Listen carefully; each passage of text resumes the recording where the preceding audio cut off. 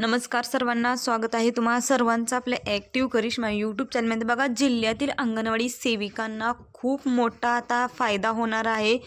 23 महिन्यांचं त्यांचं जे कोरोना काळातील मानधन अडकलेलं ते मानधन मिळण्यास त्यांचा मार्ग आता मोकळा झालेला आहे आणि लवकरच अंगणवाडी सेविका आणि मदतनीसांच्या खात्यामध्ये कोरोना काळातील जो थकीत मानधन होतं ते त्यांच्या खात्यामध्ये जमा होणार आहे। याच्या संदर्भात महत्त्वाची माहिती आपल्या समोर आलेली आहे।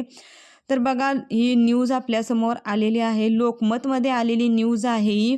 आणि काय म्हटलेलं आहे या न्यूजमध्ये हे सर्व सविस्तरपणे आपण या व्हिडिओच्या माध्यमातून जाणून घेऊ। बघा, बुलढाणा जिल्ह्यासाठी ही महत्त्वाची अपडेट आलेली आहे।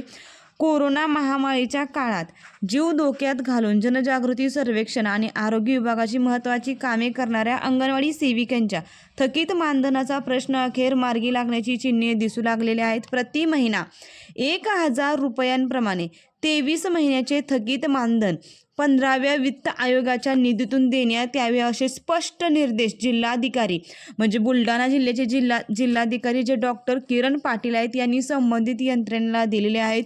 जिल्ह्यातील सुमारे 6500 अंगणवाडी सेविकांचे हे मानधन दीर्घ काळापासून प्रलंबित होते। फक्त इथं हा जिल्ह्याचाच प्रश्न नाही, संपूर्ण महाराष्ट्रभरात जिल्हाधिकाऱ्यांकडे जाऊन सर्वांनी मागणी करायला पाहिजे।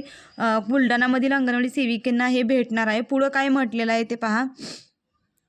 कोरोना काळात अत्यावश्यक सेवा बजावत असताना मानधन न मिळाल्याने सेविकांमध्ये तीव्र असंतोष निर्माण झाला होता। या पार्श्वभूमीवर मध्यंतरी तालुकानिहाय आंदोलने देखील झाली होती। तसेच महाराष्ट्र राज्य अंगणवाडी कर्मचारी युनियन 8 दिवसात मानधन न दिल्यास तीव्र आंदोलन करणार म्हणजे छेडण्याचा इशारा देखील दिला होता।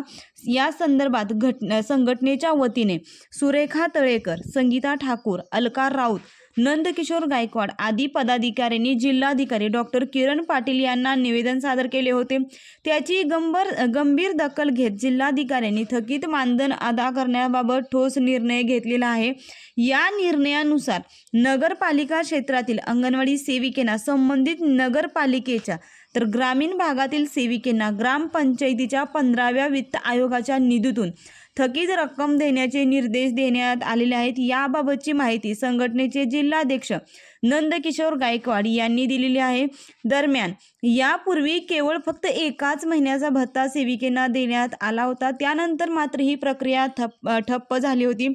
परंतु आता महाराष्ट्र राज्य अंगणवाडी कर्मचारी युनियनने 8 दिवसात आंदोलन तीव्र करणार अशी माहिती देताच आपल्याला माहिती आहे की मागच्याच काही दिवसांमध्ये महाराष्ट्र राज्य अंगणवाडी कर्मचारी युनियनचं आंदोलन झालेलं, त्याच्यामध्ये त्यांनी स्पष्टपणे सांगितलेले की कोरोना काळात काम केलेलं मानधन अंगणवाडी सेविकांना द्या, अन्यथा आंदोलन तीव्र करू असा इशारा दिलेला। त्यामुळे प्रति महिना 1000 रुपयांप्रमाणे 23 महिन्याचे थकीत मानधन 15व्या वित्त आयोगाच्या निधीतून देण्यात यावे असे स्पष्ट निर्देश जिल्हाधिकारी डॉक्टर किरण पाटील यांनी बुलढाणा जिल्ह्यासाठी हे दिलेलं आहे। तुम्ही जर बुलढाणा जिल्ह्यातून जर माझा व्हिडिओ पाहत असेल तर नक्कीच मला कमेंट करून कळवा की तुमचं हे मानधन जमा होण्यास सुरुवात झाली की नाही, कारण की कालच्याच पेपरच्या न्यूजमध्ये आलेली ही घटना आहे। हा व्हिडिओ आणि ही माहिती अत्यंत महत्त्वाची आहे। प्रत्येक जिल्ह्यामधील अंगणवाडी सेविकांना मदतनीसांना त्यांचा भत्ता भेटायला हवे। बुलढाणा जिल्ह्याच्या जसे जिल्हाधिकारी पाटील सर यांनी हा आदेश काढला त्याप्रमाणे संपूर्ण महाराष्ट्रभरातील ज्या अंगणवाडी सेविका मदतनीसांना त्यांचा भत्ता कोरोना काळातील भत्ता भेटलेला नाही त्या सर्वांना भत्ता भेटण्यासाठी संघटनेच्या सोबत काम करून लवकरात लवकर तो भत्ता 15व्या वित्त आयोगाच्या राखीव निधीतून आपल्या पदरात पाडून घ्यायचा आहे। हा व्हिडिओ आणि ही माहिती अत्यंत महत्त्वाची आहे। ताईंनो, जास्तीत जास्त अंगणवाडी सेविका ताईंना मदतनीस ताईंना शेअर करा आणि फक्त अंगणवाडी संदर्भात योग्य आणि खात्रीशीर माहितीसाठी आपल्या या ताईला तुम्ही सहकार्य करायचं आहे। आपल्या या चॅनलला सबस्क्राईब करून घ्यायचं आहे जेणेकरून येणाऱ्या नवीन व्हिडिओचे अपडेट आणि माहिती सर्वात प्रथम तुम्हाला भेटेल। व्हिडिओ आवडला असेल तर एक लाईक करा। अजूनही तुमच्या काही अडचणी किंवा समस्या असतील तर मला कमेंट करून फक्त कळवायचं आहे। मी तुमच्या कमेंटचं उत्तर देण्याचा नक्कीच प्रयत्न करेन। धन्यवाद।